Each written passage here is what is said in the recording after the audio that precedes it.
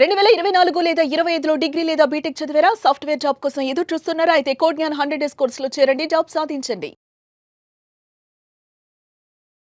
Welcome to Suman TV. నేను మీ Suman TV Nag. వేదిక ఆస్ట్రాలజీ ప్రకారం కనుక మనం చూసుకుంటే కర్మ సిద్ధాంతం ఇది ఎన్ని రకాలుగా ఉంటుంది. 2026లో ఒక్కొక్క నక్షత్రం వరకు ఒక్కో విధంగా కనుక మనం చూసుకుంటే ఇయర్ మొత్తం ఏ విధంగా ఉంటుంది అనేది ఈరోజు మనతో పాటు వేదిక ఆస్ట్రాలజీ ఉమా గారు ఉన్నారు. వారి మాట్లాడి తెలుసుకుందాం. నమస్కారం ఉమా గారు. నమస్తే నాగరాజ్ గారు. కర్మ సిద్ధాంతం అనేది ఎన్ని రకాలుగా ఉంటుంది అండ్ 2026లో కనుక మనం చూసుకుంటే అండి ఒక్కొక్క నక్షత్రం వారికి ఒక్కొక్కలాగా ఉంటుంది కాబట్టి వాళ్ళకి ఏది అప్లై అయ్యేటువంటి అవకాశం ఉంటుందంటారు? తప్పకుండా అండి. కర్మ అనేటువంటిది ఎప్పుడు కూడా మూలమైనటువంటిది నాగరాజు గారు. గతంలో కూడా మనం చాలా సందర్భాల్లో చెప్పుకున్నామండి.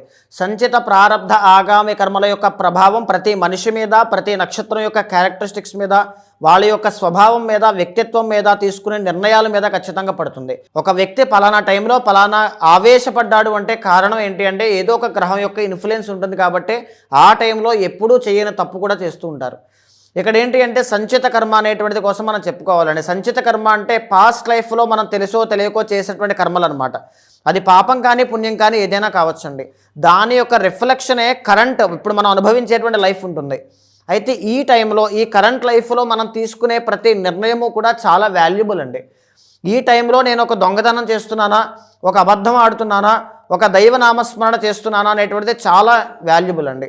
ఎందుకంటే ఆ ఉన్నటువంటి సంచిత కర్మలో ఉండేటువంటి పాపాలని కడుక్కోవాలి అన్నా, లేకపోతే వాటి నుంచి బయటపడాలి అన్నా, వాటికి సంబంధించిన నెగిటివ్ ఎఫెక్ట్స్ అనుభవించకూడదు అన్నా ఈ కరెంట్ లైఫ్లో ఈ ప్రారబ్ధ కర్మ రూపంలో మనం భగవంతుని ప్రార్థించడం, సరెండర్ అవ్వడం అంటే శరణాగతి వేడడం లాంటివి చాలా ఉపయోగపడతాయండి. ఇదే ఆస్ట్రాలజీ పరంగా ఒక మనిషిని కర్మ అనేటువంటిది ఏ విధంగా ఎన్ని అంశాల్లో ఇబ్బంది పెడుతుందో చెప్పడానికి సూచనప్రాయంగా రవి అనేటువంటి ఆయన్ని ఆరోగ్య సూచనగా, చంద్రుడు అనేటువంటి ఆయన మనస్సుకి సూచనగా, కుజుడు అనేటువంటి ఆయన కలహాలకి సూచనగా, బుధుడు అనేటువంటి ఆయన మేధాశక్తికి సూచనగా, గురువు అనేటువంటి ఆయన సంతానానికి, జ్ఞానానికి, సిరి సంపదలకి సూచనగా, శుక్రుడు అనేటువంటి ఆయన కోరికలకి సూచనగా, శని అనేటువంటి ఆయన కష్టానికి సూచనగా, రాహు అనేటువంటి ఆయన కోరికలకి, కేతు అనేటువంటి ఆయన ఆధ్యాత్మికతకి సూచనగా చెప్పారండి. ఇక్కడ కర్మ ప్రభావం చేత సంచిత కర్మ వల్ల ఏలినాటి శనిలో ఒక జాతకుడు కనబడుతున్నాడంటే శని ప్రభావం వల్ల ఆయన ఎన్నో కష్టాలు, ఆర్థిక సమస్యలు, అనారోగ్య సమస్యలు ఇబ్బంది పెడతారని అర్థం. ఆ టైంలో శని యొక్క ప్రార్థన కానీ, లేకపోతే విష్ణువు యొక్క ప్రార్థన కానీ, కాళీదేవికి సంబంధించిన ప్రార్థన కానీ ఆయన చేసుకున్నటువంటి పాపాలని తగ్గించడం, ఆ శరణాగతి అనేటువంటిది ఆ టైంలో ఆ జీవితంలో ఆ ప్రమాదం నుంచి కానీ, ఆపద నుంచి కానీ కాపాడడం ఖచ్చితంగా జరుగుతుందండి. అయితే ఇప్పుడు మనం చేసుకున్న ప్రారబ్ధ కర్మ రూపంలో వచ్చేటువంటి పూజలకి ప్రతిఫలమే ఆగామి కర్మ. అంటే అప్పుడున్న పాపాలని ఇప్పుడు మనం ప్యూర్ చేసుకుంటూ ముందుకి గ్రో అవుతూ వెళ్ళడమే ఆగామి కర్మ అనమాట. ఈ సంచిత కర్మ రూపంలో వచ్చేటువంటి గ్రహాల యొక్క ట్రాన్సిట్స్ వల్ల ఏ నక్షత్రాలు వాళ్ళకి ఏ విధంగా ఉండబోతోంది, వాటికి సంబంధించిన పరిహారములు అంటే ప్రారబ్ధ కర్మ రూపంలో వాళ్ళు ఏ విధంగా చేసుకోవాలనేటువంటిది మనం వివరంగా చూద్దామండి. మీరు చెప్పిన దాని ప్రకారము ఈ 3 కర్మ సిద్ధాంతాల్లో ధనిష్ట నక్షత్రం వారికి 1, 2, 3, 4 పాదాల వాళ్ళకి 2026లో ఏ విధంగా ఉండేటువంటి అవకాశం ఉంటుంది, వారి గుణగణాలు ఏ విధంగా ఉంటాయి, ఏ మంత్ నుంచి ఏ మంత్ వరకు ఏ విధంగా ఉంటుంది, అంటే జనవరి నుంచి డిసెంబర్ వరకు ఏ విధంగా ఉంటుందని? తప్పకుండా అండి. ధనిష్ట నక్షత్రము అనేటువంటిది 1, 2 పాదాలు మకర రాశిలో ఉంటే 3, 4 పాదాలు కుంభరాశిలో సంచారం చేస్తూ ఉంటాయండి. ఇక్కడ వీళ్ళు ఏంటి అంటే అండి చాలా వర్క్ హోలిక్స్ అనమాట అండి. హార్డ్ వర్కర్స్ అనమాట. చాలా పని అనేటువంటిది విపరీతంగా చేస్తారు. కానీ వీళ్ళకున్న మైనస్ ఏంటి అంటే కోపం అండి. ఈ కోపం విషయంలో చాలా ఇబ్బందులు పడుతూ ఉంటారు. లీగల్ లిటిగేషన్స్ అనేటువంటివి అనుభవించే అవకాశాలు, గొడవలు అనేటువంటివి, యాక్సిడెంట్స్ అనేటువంటివి చూడడం కానీ ఇలాంటివి ఎక్కువగా ఉంటాయి. కుటుంబ సభ్యుల్లోనే శత్రువులు ఉంటారు. ఇలాంటివి ఎక్కువగా కనబడుతూ ఉంటాయండి. ఎస్పెషల్లీ 1, 2 పాదం వాళ్ళకి. మనం 2026లో ఏ విధంగా కనబడబోతుందో మనం చూస్తే అండి ధనిష్ట నక్షత్రం 4 పాదాల్లో ముందు 2 పాదాలకు చూద్దామండి. 1, 2 పాదం వాళ్ళకి ఫస్ట్ హాఫ్లో అండి 2026లో జూన్ 1వ తారీఖు దాకా గురువు అనేటువంటి ఆయన 6వ స్థానంలో ఉండడం వల్ల మీకు పనుల్లో ఆటంకాలు అనేటువంటివి రావడం, ఉద్యోగ ప్రయత్నాల్లో కాస్త వెనక్కి వెళ్ళడం, ఆటంకాలు అనేటువంటివి, చిన్న చిన్న అవమానాలు, ఖర్చులు, తర్వాత ఆర్థిక సమస్యలు ఇలాంటివి చూసేటువంటి అవకాశాలు ఎక్కువగా ఉంటాయండి. అయితే మీ అదృష్టం కొద్దీ ఏంటి అంటే ఇలాంటి బ్యాడ్ టైంలో కూడా మార్చి 17వ తారీఖు దగ్గర నుంచి ఏప్రిల్ 17వ తారీఖు దాకా రవి అనేటువంటి ఆయన గ్రహం మీకు యోగించడం వల్ల ఆ 1 మంత్లో మీరు ఏం ప్రయత్నం చేసినా ఖచ్చితంగా అనుకూలిస్తాయండి. జాబ్ కావాలంటే జాబ్ వస్తుంది, పనులు సకాలంలో పూర్తవుతాయి, మంచి హెల్త్ అనేటువంటిది ఉంటుంది, సిబ్లింగ్స్తో ఉండేటువంటి కలహాలన్నీ కూడా తొలగిపోతాయి, అన్నీ కూడా చాలా బాగుంటుందండి.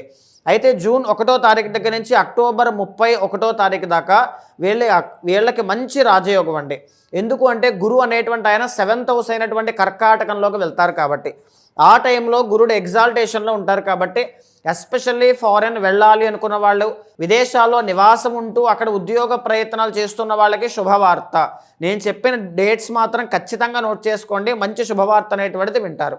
అయితే ఈ జూన్ 1 నుంచి అక్టోబర్ 31 మధ్యలో మళ్ళీ జూన్ 17వ తారీఖు దగ్గర నుంచి జూలై 17 దాకా ఈ 1 మంత్ అయితే అఖండమైన రాజయోగాన్ని చూస్తారండి. ఎందుకంటే గురు రవి ఇద్దరూ కూడా ఆ టైంలో మీకు చాలా ఫేవరబుల్గా ఉంటారు. మంచి పేరు ప్రఖ్యాతులు రావడం, శత్రు బాధల నుంచి బయటికి రావడం, అప్పుల బాధ నుంచి బయటికి రావడం. 6th హౌస్లో రవి అండి, 6వ స్థానంలో రవి యోగిస్తున్నారంటే ఏ పని పట్టుకుంటే ఆ పని పూర్తయిపోతుంది. అనుకున్న దానికన్నా, ఎక్స్పెక్ట్ చేసిన దానికన్నా మంచి విజయాలు అనేటువంటివి, మంచి పేరు అనేటువంటిది ఆ టైంలో వస్తుందండి. అగైన్ మళ్ళీ నవంబర్ 1వ తారీఖు దగ్గర నుంచి డిసెంబర్ 31 దాకా వీళ్ళకి ఇయర్ ఎండ్ వరకు మనం చూస్తే గురువు అనేటువంటి ఆయన 8వ స్థానంలోకి వెళ్తారండి. దీనివల్ల మళ్ళీ చిన్న చిన్న అవమానాలు, ఖర్చులు అధికంగా పెరుగుతాయి. వీళ్ళకు ఉన్నటువంటి అదృష్టం ఏంటంటే నాగరాజు గారు, ఇలాంటి గురుడు మళ్ళీ బాలేనటువంటి స్థితిలో కూడా అక్టోబర్ 17 దగ్గర నుంచి డిసెంబర్ 17 దాకా రవి అనేటువంటి ఆయన మళ్ళీ దశమ ఏకాదశ స్థానాల్లోకి వచ్చి మళ్ళీ వీళ్ళని కాపాడుతున్నారండి. గురు బలం లేకపోయినా రవి వీళ్ళని కాపాడుతారనమాట.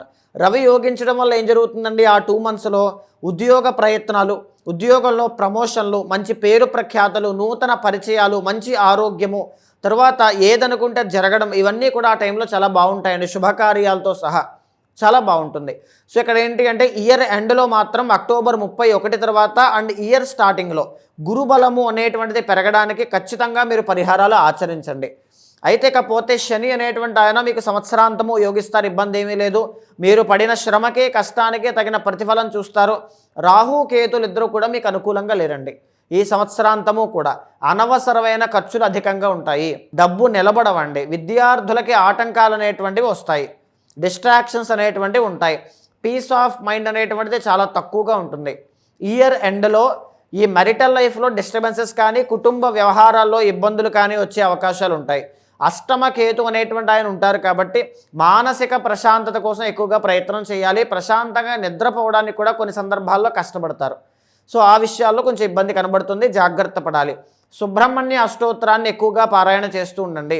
ఇయర్ స్టార్టింగ్లో, ఇయర్ ఎండ్లో గురుబలం పెరగడానికి రుద్ర హోమము అనేటువంటిది చేయండి. పర్సనల్ చార్ట్ చూసుకుని ముందుకు వెళ్ళడం చాలా ఇంపార్టెంట్ అండి. ధనిష్ట 3, 4 పాదం వాళ్ళకి మనం చూస్తే నాగరాజు గారు, వీళ్ళకి ఏంటి అంటే ఇయర్ స్టార్టింగ్లోనే రాజయోగం అండి. ఎందుకంటే పంచమంలో గురుడు అనుకూలిస్తారు కాబట్టి. సో వీళ్ళకేంటి పంచమ స్థానంలో గురుడు అనుకూలించడం వల్ల 2nd and 11th లార్డ్ కాబట్టి మంచి డబ్బు అనేటువంటిది, ఉద్యోగము కానీ, శుభకార్యాలు కానీ, పెళ్ళిళ్ళు కానీ, సంతానము కానీ, పంచమం అండి సంతానం, లక్ష్మీ స్థానం అన్నమాట. సో ఏదైనా ప్రాపర్టీస్ కొనడం కానీ, లేకపోతే గౌరవ మర్యాదలు, ప్రొఫైల్ బిల్డ్ అవ్వడం కానీ, అన్ని విషయాల్లో చాలా బాగుంటుందండి. ఇదే కాకుండా ఎవరైనా నూతన స్టార్టప్ కంపెనీస్ పెడుతూ ఉంటే ఆ విషయంలో కూడా చాలా బాగుంటుంది. ధనిష్ట 3, 4 పాదం వాళ్ళు ఖచ్చితంగా తీసుకోవాల్సిన జాగ్రత్త ఏంటి అంటే 2026లో కాళీమాతకి సంబంధించిన హోమం చేయాలి. ఏలినాటి శని, లాస్ట్ ఫేజ్ ఆఫ్ ఏలినాటి శని అండి. వెళ్తూ డబ్బు లాస్ చేసే అవకాశాలు ఎక్కువగా ఉంటాయి. ఇక్కడ గురుబలం పెరిగింది అనేటువంటి లోపే వచ్చిన డబ్బు సద్వినియోగం చేసుకునే లోపే డబ్బులు వెళ్ళిపోతాయి, మోసపోతారు, అప్పుల పాలవుతారు, ఇలాంటివి ఉంటాయన్నమాట. శని 2వ స్థానంలో ఉంటారు కాబట్టి విద్యార్థులు శ్రద్ధగా చదువుకోవడం అలవాటు చేసుకోవాలి. ద్వితీయంలో శని కాబట్టి డిస్ట్రాక్షన్స్ అనేటువంటివి ఇస్తారు. అయితే మీకు క్వైట్ ఆపోజిట్గా ఈ జూన్ 1వ తారీఖు దగ్గర నుంచి అక్టోబర్ 31 దాకా గురుబలము అనేటువంటిది ఉంటుందండి. సో ఈ గురుబలం లేనప్పుడు ఎలాంటి విషయాల్లో జాగ్రత్తగా ఉండాలి. ఇన్వెస్ట్మెంట్స్ అనేటువంటివి చేయకూడదు, ఉద్యోగాల్లో మార్పులు చేర్పులు చేసుకోకూడదు, ముఖ్యమైన నిర్ణయాలు తీసుకోకూడదు, శుభకార్యాలు ఆ టైంలో పెట్టుకోకూడదు. సో దానివల్ల కొంచెం ఇబ్బందుల నుంచి మినిమైజ్ అవ్వడం, కొంచెం తగ్గడం లాంటివి కనబడతాయి. అయితే ఆ గురుబలం లేనటువంటి సమయంలో కూడా జూలై 17వ తారీఖు దగ్గర నుంచి ఆగస్టు 17 దాకా ఆ 1 month మాత్రం మీకు బాగుంటుందండి. ఎందుకంటే రవి అనేటువంటి ఆయన అనుకూలిస్తారు కాబట్టి ఆరోగ్య దోషాలు ఏవైనా ఉంటే ఆ టైంలో తొలగిపోవడం ఒకటి, శత్రుబాధల నుంచి బయటికి రావడం కానీ, చేసిన ప్రయత్నానికి తగిన ప్రతిఫలం అనుభవించడం కానీ, ఉద్యోగ ప్రయత్నాలన్నీ కూడా అనుకూలించడం కానీ ఆ టైంలో ఆ 1 month మాత్రం మీకు చాలా బాగుంటుందండి. అయితే అగైన్ మళ్ళీ నవంబర్ 1 నుంచి డిసెంబర్ ఎండ్ దాకా మళ్ళీ గురుబలం మీకు వచ్చేస్తుంది. ఎందుకంటే 7వ స్థానంలోకి మళ్ళీ గురుడు వస్తారు. దీనివల్ల శుభకార్యాలు జరుగుతాయి, ఆస్తులు కొంటారు, వ్యాపారస్తులకి లాభాలు విజయాలు చాలా బాగుంటాయి, సంతానార్థులకి విజయం చూస్తారు. 2nd and 11th lord కాబట్టండి. విద్యార్థులకి కూడా మంచి ఉత్తీర్ణత శాతం బాగుంటుందండి. అయితే అందుకే చెప్తున్నానండి, ఏలినాటి శని దోషం మాత్రం ఇబ్బంది పెట్టకుండా కాళీమాతని ఆశ్రయించండి. ఈ గురుబలం అఖండంగా రాజయోగం ఇవ్వడం అనేటువంటిదే కాకుండా ఒక పక్కన మీకు ఇబ్బంది నెగిటివిటీ కూడా ఎక్కువగా ఉంది. సో ఏలినాటి శని ఇబ్బంది పెట్టకూడదు, అదొక్కటి బాగా ఫోకస్ చేయాలి. తర్వాత ఏంటి అంటే లగ్న రాహు అనేటువంటి ఆయన సంవత్సర కాలము సంచారం చేస్తారండి, నవంబర్ 25 దాకా. సో దీనివల్ల ఏంటంటే అనవసరమైన ప్రయాణాలు, అనవసరమైనటువంటి ఖర్చులు, అనవసరమైన ప్రయత్నాలు ఇలాంటివన్నీ కూడా ఎక్కువగా ఉంటాయండి. ఇదే కాకుండా సంవత్సరం చివరి వరకు కూడా నవంబర్ 25వ తారీఖు దాకా 7వ స్థానంలో కేతు ఉండడం వల్ల మ్యారిటల్ లైఫ్లో డిస్టర్బెన్సెస్ రావడం కానీ, పార్ట్నర్షిప్ వ్యవహారాల్లో ఇబ్బందులు రావడం కానీ, మిస్అండర్స్టాండింగ్స్ రావడం కానీ జరిగే అవకాశాలు ఉంటాయండి. ఆ విషయంలో కొంచెం కేర్ తీసుకోవాలి. ఇయర్ ఎండ్లో 6వ స్థానంలోకి కేతు వెళ్తారు కాబట్టి మానసిక ప్రశాంతత అనేటువంటిది చూస్తారు. శుభకార్యాలు, గుడ్ న్యూస్లు వినడం అంతా కూడా ఇయర్ ఎండ్లో చాలా అద్భుతంగా కనబడుతుందండి. ఓవరాల్గా చెప్పాలి అంటే నాగరాజు గారు, ధనిష్ట నక్షత్రం 3, 4 పాదం వాళ్ళకి 1, 2 పాదం వాళ్ళకంటే కంపేర్ చేస్తే చాలా బాగుంటుంది. మంచి మనీ అనేటువంటిది, తరువాత సక్సెస్ అనేటువంటిది, జాబ్స్ పరంగా శుభకార్యాలు ఒక ట్రాన్స్ఫార్మింగ్ టర్నింగ్ పాయింట్లో మనం చెప్పుకోవచ్చు 2026వ సంవత్సరాన్ని. ఎక్సెప్ట్ ఏలినాటి శని. ఏలినాటి శని ఎంతవరకు వర్కౌట్ చేస్తుంది అనేటువంటిది మీ పర్సనల్ చార్ట్ను కూడా కంబైన్ చేసుకుంటే మాత్రమే మీకు ఆ రిజల్ట్స్ కనబడతాయి. సో ఎంతవరకు వీలైతే అంతవరకు ప్రతి శనివారము నల్ల నువ్వుల నూనెతో స్వామికి అభిషేకం చేయండి. క్రమశిక్షణతో బ్యాలెన్స్డ్గా నిర్ణయాలు తీసుకోవడం వల్ల మంచి విజయాలు అనేటువంటివి చూస్తారు. రెమెడీ ఏంటి సార్? అంటే ఈ నల్ల నువ్వులు అనేది కాకుండా అపార్ట్ ఫ్రమ్ దట్ కాళీమాత అండి, చాలా తక్కువ మంది చేస్తారండి ఈ హోమం అనేటువంటిది. కాళీమాతకి సంబంధించిన హోమం మాత్రం చేయండి, మంచి విజయాలు అనేటువంటివి. ఈ 2 years కూడా ఈ ఏలినాటి శని మిమ్మల్ని ఇబ్బంది పెట్టదు. మీరు చేపిస్తారా సార్? అయితే తప్పకుండా అండి. మీ పర్సనల్ చార్ట్ తీసుకొచ్చిన తర్వాత జాతకాన్ని చూసి అవసరమైతే ఇంకేమేమి అవసరం ఉన్నాయో అవన్నీ కూడా నేనే చేయిస్తాను. Anyways thank you so much అమ్మా గారు. చాలామంది మీ అపాయింట్మెంట్ కోసం అడిగేటువంటి వాళ్ళు ఉన్నారు. ఎందుకంటే వేదిక్ ఆస్ట్రాలజీ ప్రకారం 2026లో పర్సనల్ చార్ట్ త్రూ మా వ్యక్తిగత జాతకం ఏ విధంగా ఉంది అని తెలుసుకునేటువంటి వాళ్ళు చాలామంది ఉన్నారు. వాళ్ళు మిమ్మల్ని అప్రోచ్ అవ్వాలి అని అంటే, లేదా ఇప్పుడు మీరు చెప్పినటువంటి రెమెడీ చేసుకోవాలనుకున్నా కూడా, యజ్ఞాలు, యాగాలు, హోమాలు, పూజలు లాంటివి ఏమన్నా పరిహారం కోసం చేసుకోవాలి అనుకునేటువంటి వాళ్ళు కూడా మిమ్మల్ని అప్రోచ్ అవ్వాలంటే ప్రాసెస్ ఏంటి? తప్పకుండా అండి. అలాంటి వాళ్ళు ఎవరైనా ఉంటే మీకు కింద కనిపించే నెంబర్కి కాల్ చేస్తే మా వాళ్ళు మీకు పూర్తి వివరాలు అందిస్తారండి. మీ జాతకంలో ఇక్కడ ఏంటంటే నాగరాజు గారు, ఒక గైడెన్స్ ఉంటే బాగుంటుంది అని చాలామంది అనుకుంటారండి. మీ ఫ్యామిలీలో ఈవెన్ పెద్దవాళ్ళ దగ్గర నుంచి చిన్నవాళ్ళ దాకా ప్రతి ఒక్కరూ కూడా ఒక గైడెన్స్లో ఉండాలనుకున్న వాళ్ళు 3 monthsకి ఒకసారి కావాలనుకున్నా, 6 monthsకి ఒకసారి కావాలనుకున్నా ఖచ్చితంగా మీకు అవైలబుల్గా ఉంటాను. మీ యొక్క జాతకాన్ని చూసిన తర్వాత ఏదైనా దోషాలు ఉంటే, అప్కమింగ్ ట్రాన్సిట్స్లో ఏదైనా ప్రాబ్లం ఉన్నా ముందుగా జాగ్రత్త తీసుకోవడానికైనా, ఎవ్రీథింగ్ దేనికైనా మీ వెనకాల నేను ఉంటాను. జాతకాన్ని చూసిన తర్వాత శాంతి పరిహారములు ఆచరింపచేసి భగవత్ అనుగ్రహం కలిగేలా చేస్తాను. థ్యాంక్ యూ సో మచ్ అమ్మా గారు. నమస్తే అండి. చూసారు కదా వీడియో. ఈ వీడియోపై మీ అభిప్రాయాన్ని కమెంట్ బాక్స్లో పోస్ట్ చేయండి. ముఖ్యంగా మీరు కనుక వైదిక్ ఆస్ట్రాలజీ త్రూ 2026లో మీ జాతకం ఏ విధంగా ఉండబోతుంది అనేటువంటి విషయం తెలుసుకోవాలి అనుకుంటే మాత్రం స్క్రీన్ మీద మీకు కాంటాక్ట్ నెంబర్ కనిపిస్తుంది ఉమా గారిది. దానికి మీరు కాల్ ఆర్ మెసేజ్ వాట్సాప్ చేసి వెంటనే అపాయింట్మెంట్ బుక్ చేసుకోండి. అండ్ ఈ వీడియో లైక్ చేయండి, షేర్ మాత్రం తప్పకుండా చేయండి. ఇలాంటి మరిన్ని వీడియోస్ కోసం మా ఛానల్ ఫాలో అవ్వండి. Thank you.